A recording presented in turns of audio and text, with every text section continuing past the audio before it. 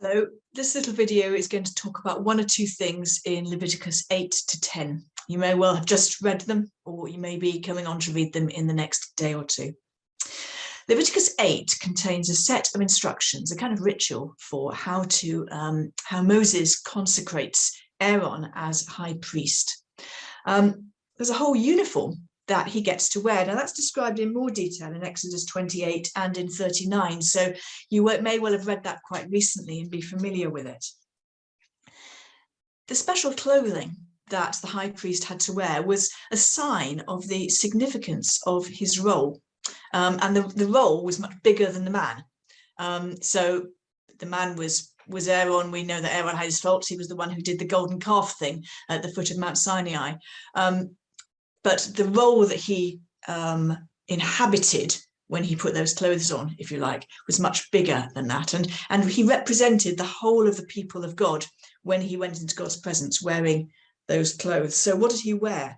Well, he had a whole load of things, linen, undergarments, and so on. But he had an ephod, which was like a kind of waistcoaty sort of thing. And that's quite significant because we see that being picked up in the New Testament. And I'll try and remember to tell you that in a later little video. He had a breastplate, and on his breastplate, he had jewels representing the 12 tribes of Israel.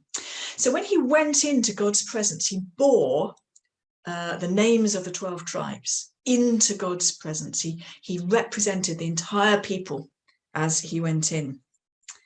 You'll also have read about the Urim and the Thummim. We're not quite sure what those looked like, but they were some way of discerning God's will.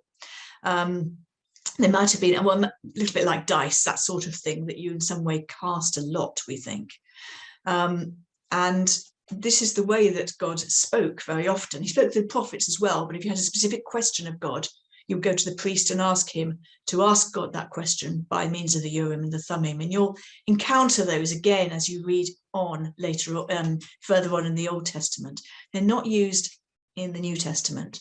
In the New Testament, they cast lots once, and that's to decide Judas's successor after Jesus' ascension. But after that, the Holy Spirit comes, and they don't need to cast lots anymore because the Spirit testifies among the people and within individual hearts.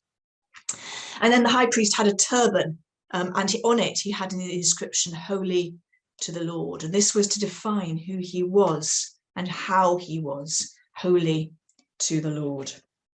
Now then, that was chapter 8. Skip on to, well, don't skip, but when you get to chapter 10, you're going to read a very troubling story about two of Aaron's sons, Nadab and Abihu.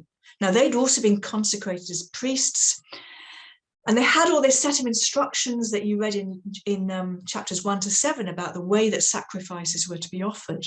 And Nadab and Abihu offer what's called unauthorized fire. We don't know what that looks like. We don't know what that meant.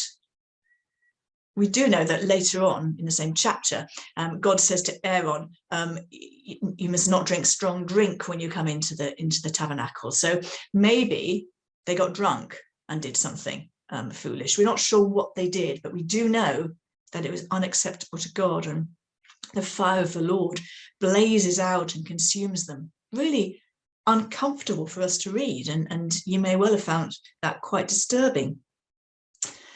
But just notice these things. Notice that we may only approach God in the way that he has prescribed. Nadab and Abihu thought they could just rock up into God's presence and it would all be fine. And they were wrong, and they paid for it with their lives.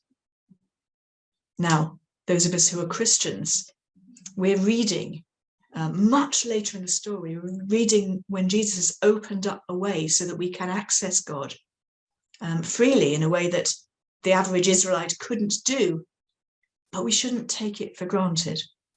We may only approach God in the way that he has prescribed. And for us, living in the time that we are, that is through Jesus Christ. But the other thing to notice is that Nadab and Abihu had a position of responsibility in the nation. They weren't just random Israelites, they were priests who should have known better. And this is a theme that's picked up in the New Testament. Jesus says, much is required from those to whom much has been given, for their responsibility is greater.